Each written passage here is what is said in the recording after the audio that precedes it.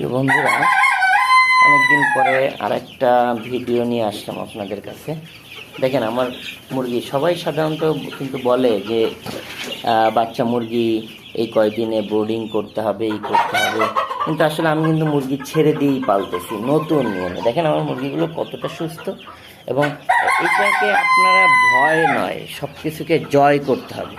অর্থাৎ এরা যে আতঙ্কে রাখে আমাদের, এই আতঙ্কের থেকে রক্ষা করতে হবে। এবং এই জন্য আপনাকে যেটা করতে হবে, সবসময় মনে রাখবেন যে মুরগিকে ওদেরকে যত আপনি আটকায় রাখবেন, যত ঔষধ খাওয়াবেন, ততই কিন্তু মুরগি বেশি আপনার অসুস্থ হবে। দেখেন ছড়াই ছিটা আছে, ওরা খুব স্বাচ্ছন্দ্যে চলতেছে। দেখেন এটা হচ্ছে এখন এইটাকে বলতে পারেন যে এটা কীভাবে করবো। আপনি একটা কাজ একটু নিয়মিত করবেন। আমি একটা জিনিসকে আপনাকে বেশি গুরুত্ব দিব, তা হচ্ছে যে আপনি নিয়মিত ওদেরকে খেতে দিবেন এবং ঔষধ কম দিবেন, প্রাকৃতিক খাবার দিবেন বেশি, পানি দিতে হবে বেশি। দেখেন দেখেন ওরা কীভাবে দৌড়াচ্ছে, দেখেন এইটুক বাচ্চারা। এবং আপনারা যদি বলেন যে দেখেন দেখেন কত স্বাচ্ছন্দ্যে চলতেছে।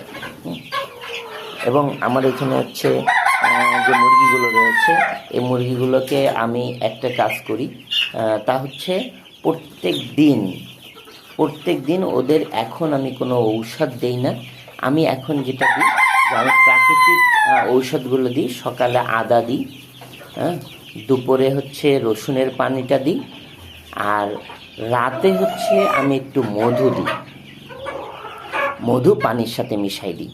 এই তিনটা জিনিস কিন্তু আমি দিচ্ছি। অর্থাৎ এক কথায় যদি বলি যে সকালে আমি দিচ্ছি হচ্ছে আদা, অর্থাৎ একটা আদা দিচ্ছে। আমার এখানে 100 মুরগি রয়েছে, 100 মুরগির জন্য 1 অথবা 2 চা চামচ আদা দিই। এবং দুপুরেও একটা রসুন দিই, 1 চা চামচ রসুন দিই। এবং বিকেলে আমি যেটা করি সেটা হচ্ছে একটু মধু, হালকা একটু মধু দিই, এছাড়া সাদা পানি দিই। এই হচ্ছে মুরগি। দেখেন মুরগির ওদের কোনো রোগ বালাই নেই। কিন্তু এই জায়গার থেকে আপনারা যদি মুরগি পালন করতে পারেন ভাই, তাহলে মুরগি পালনে কিন্তু রোগ বালাই হবে না। রোগ বালাই আমরা নিজেরা নিয়ে আসি। এই রোগবালাইকে আমাদের সব থেকে এর থেকে দূরে থাকতে হবে। এবং আমাদের যেটা করতে হবে তা হচ্ছে যে এই ডাক্তারের অবস্থান থেকে আমাদের ফিরে আসতে হবে।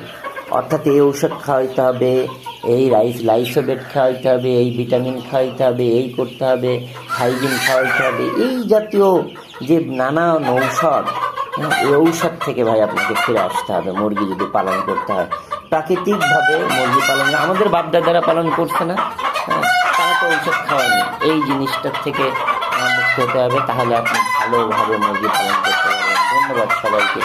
আবার দেখা হবে কোনো একদিন, কোনো এক